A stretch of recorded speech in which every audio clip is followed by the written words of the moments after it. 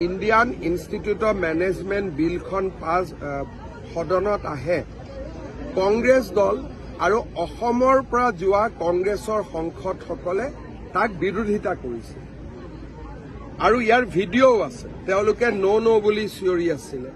গতিকে অসমৰ ৰাইজে ঘটনাবোৰ নিজেই চাই আছে যে নিজৰ ৰাজ্যত এখন ইণ্ডিয়ান ইনষ্টিটিউট অফ মেনেজমেণ্ট আহিব, তাকো তেওঁলোকে বিৰোধিতা কৰে।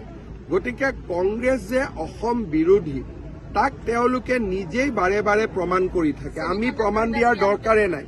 ছেমি কণ্ডাক্টৰৰ সময়ত মল্লিকাৰ্জুন খাৰ্গে লৰাই বিৰোধিতা কৰিছিল।